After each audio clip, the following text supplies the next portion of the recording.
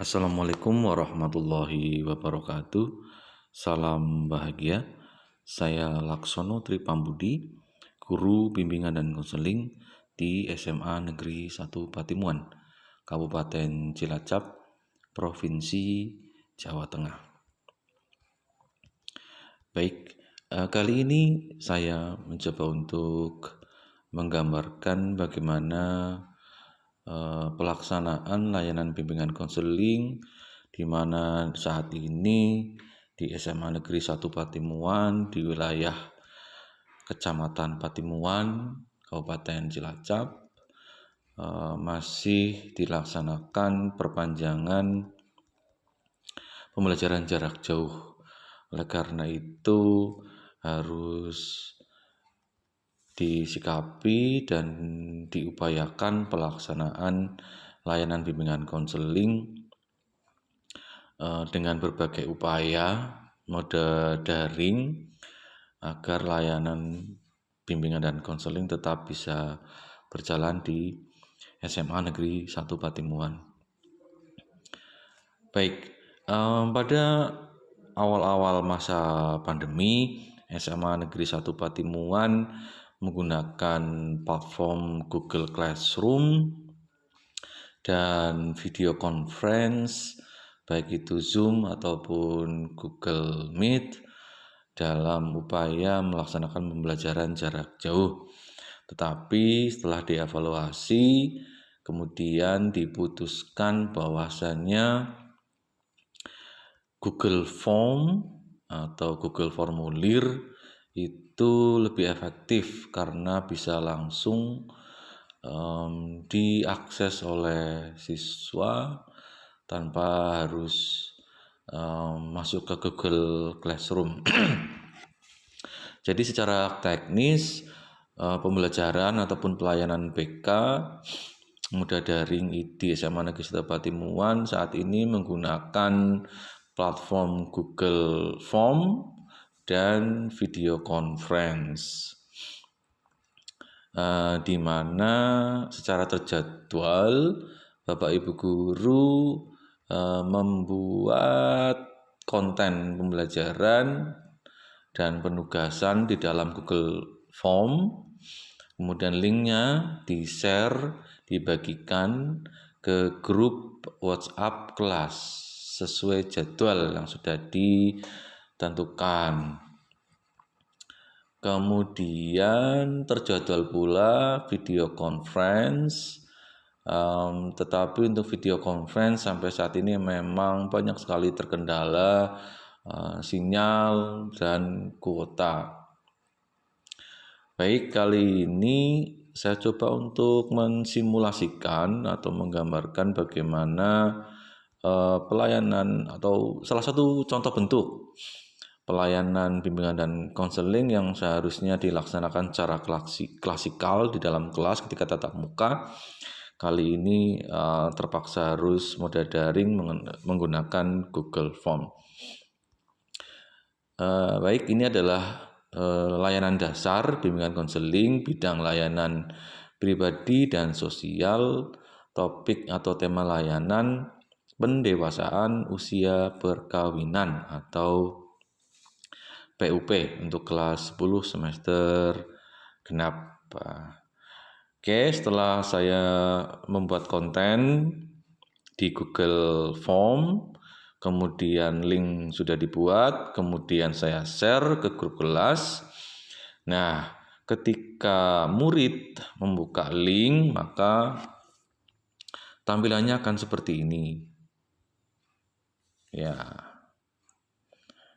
Oke, berarti ini saya coba untuk mensimulasikan saya sebagai murid ya, simulasi bagaimana tampilan di gadget atau di smartphone murid ketika membuka link Google Form yang telah saya buat.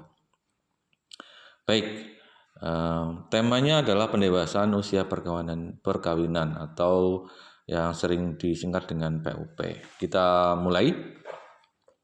Baik, di tampilan awal, ayo kita belajar PUP. Saya sengaja membuat judul ini semoga menjadi satu hal yang menarik gitu. Itu kok kita belajar pup, itu dia. Padahal itu PUP. Oke, kita lanjutkan. Salam bahagia Sobat BK semua. Kali ini kita akan belajar bersama tentang PUP. Ayo, apa yang ada di benak pikiran kalian nih ketika mendengar kata PUP? Stop. Pikirannya jangan kemana-mana ya sob. PUP itu singkatan dari pendewasaan usia perkawinan. Nah, mulai kegiatan kita kali ini diharapkan Sobat BK semua mampu memahami PUP dan mendemonstrasikan atau menampilkan pemahaman Sobat BK tentang PUP dengan baik nanti dalam bentuk karya. Oke, sebelum kita lanjut, ada beberapa hal yang perlu disampaikan. Saya menggunakan sob, itu merupakan panggilan dalam rangka mengakrabkan diri dengan murid. Itu adalah Sobat BK. Saya sering manggil murid-murid dengan sob gitu. Nah, pada layanan ini saya mencoba di dalamnya terdapat konten pembelajaran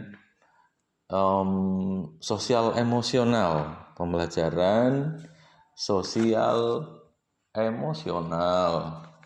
dan juga ada diferensiasi di dalamnya. Oke, kita lanjutkan ya.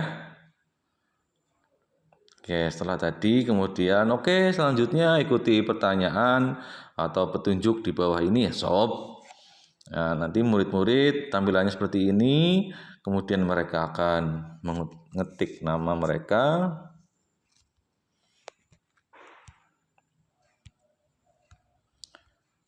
Oke. Sebentar. Oke, muat ulang. Oke, mohon maaf ini karena ternyata internetnya bermasalah. Ya seperti itulah kendalanya ketika pembelajaran jarak jauh moda daring. Kita lanjutkan.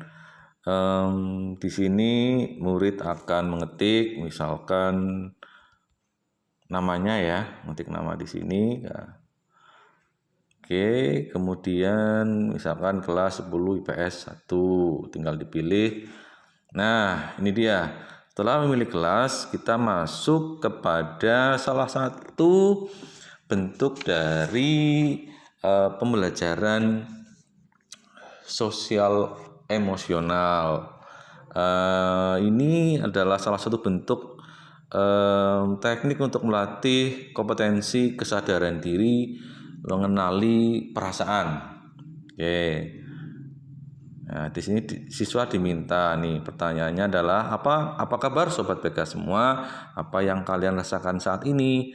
Nah, Sobat BK, murid-murid tinggal memilih nih emoticon yang sesuai dengan perasaannya saat ini. Itu mungkin perasaannya saat ini sedang memilih emoticon yang ini sepertinya sedang marah atau ya lebih ke marah ya ini.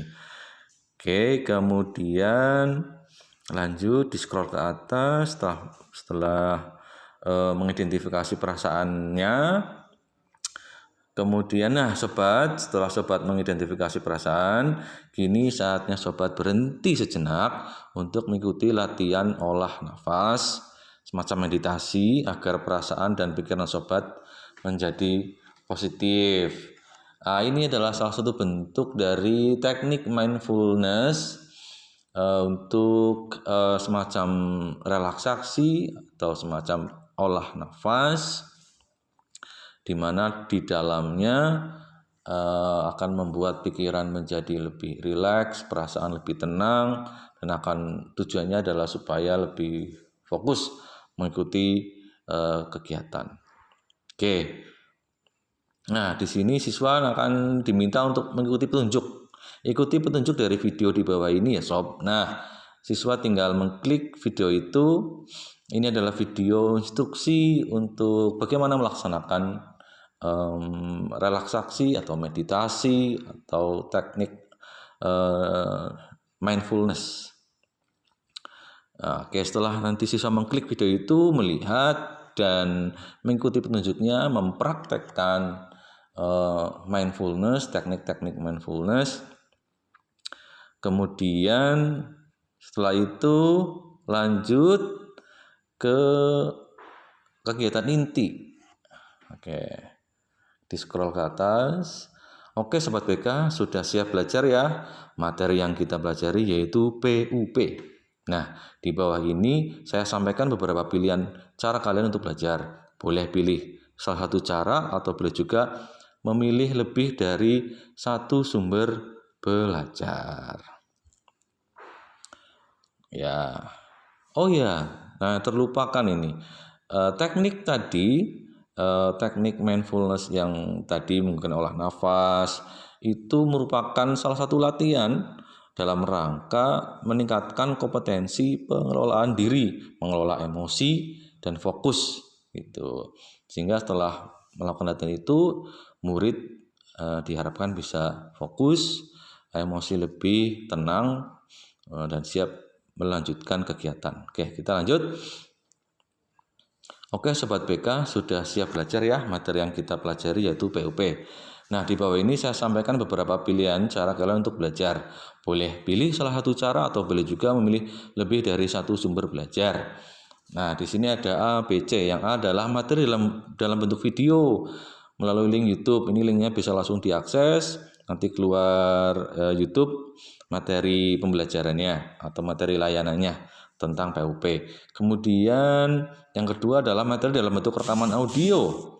Dalam bentuk rekaman audio ini podcast sumbernya yang membahas mengenai PUP. Atau yang ketiga, melakukan pencarian leaflet, brosur tentang PUP secara mandiri di internet, kemudian mempelajarinya. Nah, ini adalah salah satu bentuk dari diferensiasi proses. Oke, kemudian lanjut. Nah, setelah Sobat BK mempelajari materi dari sumber-sumber di atas, kini saatnya tugas. Tugasnya yaitu mendemonstrasikan pemahaman tentang PUP. Ya, mendemonstrasikan pemahaman tentang PUP tugasnya. Boleh dalam bentuk video, rekaman wawancara, artikel, puisi, maupun performance dalam drama dan lain-lain. Ya, ini adalah salah satu bentuk diferensiasi juga, yaitu diferensiasi produk. Oke, di situ ada keterangannya tugas dikerjakan dalam waktu 2 minggu ya sob. Nah, kemudian ya, lanjut ke penutup. Ya, pertemuan berikutnya 2 minggu ke depan kita bertemu di ruang virtual Google Meet untuk melihat karya kalian ya sob. Terima kasih, jaga kesehatan, semangat, jangan kasih kendor. Ya, itu gambarannya ya, apa yang dikerjakan oleh siswa itu, dimana tadi sudah ada pembelajaran sosial emosional, kompetensi kesadaran diri dan kompetensi pengelolaan diri, kemudian juga ada diferensiasi proses dan diferensiasi produk. Demikian simulasi atau gambaran bagaimana pembelajaran atau pelayanan bimbingan klasikal, bimbingan konseling melalui Google Form. Berikutnya adalah refleksi ya. Jadi saat merencanakan ini memang ada kekhawatiran atau mungkin sedikit pesimis karena sebenarnya sudah sangat ingin tatap muka dengan anak-anak, dengan murid-murid, tetapi belum bisa gitu ya. Ada rasa pesimis, apakah nanti bisa diikuti oleh Sobat BK, oleh murid-murid semuanya gitu. Kemudian saat melaksanakannya ini juga ada perasaan ya masih pesimis, tetapi bagaimana lagi, harus tetap dilaksanakan. Banyak halangan terkait dengan pembuatan Google Form, masih ada yang seharusnya bisa dioptimalkan, misalkan saya memasukkan audio di dalamnya, tapi belum saya bisa masukkan ke audio. Mungkin ke depan dengan menggunakan podcast gitu, saya bisa membuat instruksi-instruksi atau petunjuk-petunjuk yang bisa dimasukkan di dalam Google Form. Kemudian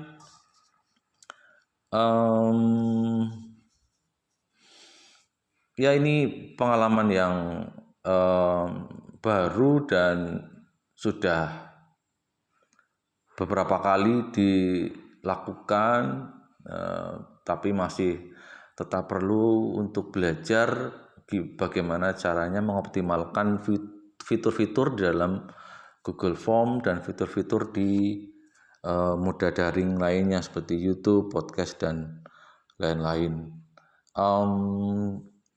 Harapannya ke depan akan berguna sebagai sebuah inovasi pelayanan BK yang lebih optimal melalui berbagai platform di dalam moda daring yang menarik tentu saja, yang belum saya ekspor misalkan dengan media sosial dan sebagainya gitu. Misalkan Instagram atau Facebook, di sana ada posting-posting story, postingan IG itu yang sebenarnya bisa menjadi salah satu bentuk media untuk memberikan layanan bimbingan dan konseling. Kemudian kembali ke tadi pelayanan di Google Form, kendalanya adalah karena interaksi yang kurang dengan anak-anak. Itu ya, karena anak-anak tadi hanya ya seperti tadi tampilannya di dalam gadgetnya, jadi interaksi dengan saya itu sangat minim. Untuk mengatasinya menggunakan metode scaffolding ya, jadi memberikan informasi tentang petunjuk-petunjuk bagaimana tugas tadi harus dilaksanakan. Kalau ada yang belum bisa mengakses linknya misalkan, maka dibantu melalui layanan konsultasi lewat Japri atau ya Japri ya istilahnya, atau pesan langsung gitu ya dengan saya melalui WA dan yang lain-lain. Sehingga apabila ada kesulitan, ada hambatan, bisa segera dikomunikasikan dengan saya. Paling itu sih perbaikannya. Pada proses selanjutnya video conference, karena setelah Google Form ini dikerjakan, tugas murid-murid belajar PUP, kemudian mengerjakan tugas, membuat karya. Kemudian karya itu ke depan, 2 minggu ke depan akan dipresentasikan, didemonstrasikan melalui video conference. Ini semoga hambatannya berkurang untuk video conference, karena selalu hambatannya adalah sinyal dan kuota. Tapi masih bisa diatasi ya dengan berbagai pilihan. Misalkan produknya bisa dikirimkan ke sekolah gitu ya, atau videonya bisa dikirim ke saya secara langsung lewat WA. Itu apabila terhambat koneksi atau kuota sehingga tidak bisa mengikuti video conference, tidak bisa mempresentasikannya di video conference Google Meet maupun Zoom dan yang lain-lain. Demikian, terima kasih dari saya. Salam bahagia. Wassalamualaikum warahmatullahi wabarakatuh.